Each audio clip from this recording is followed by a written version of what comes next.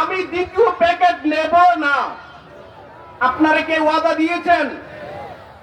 আপনারা সবাই বসেন। ভলান্টিয়ার ভাইরা, ভলান্টিয়ার ভাইদেরকে উদ্দেশ্য করে বলছি, এই তাবারুকটা আপনাদের কাছে আমানত হিসাবে দিয়ে দিয়েছেন।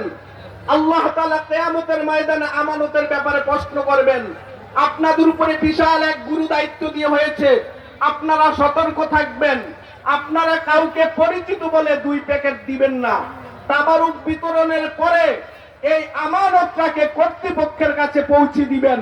আপনি যদি মনে করেন তাবারুক বিতরণ শেষ, আমি বস্তা নিয়ে আমি উড়া নিয়ে দৌড় দিয়ে চলে যাই, আপনি এই কাজটা কখনো করবেন না। ভলান্টিয়ার ভাইরা, আপনাদের কাছে অনুরোধটা থাকবে, আপনাদের তাবারুক আপনারা পেয়ে গিয়েছেন, আপনারা আপনাদের আমানতটাকে কর্তৃপক্ষের কাছে তুলে দিবেন।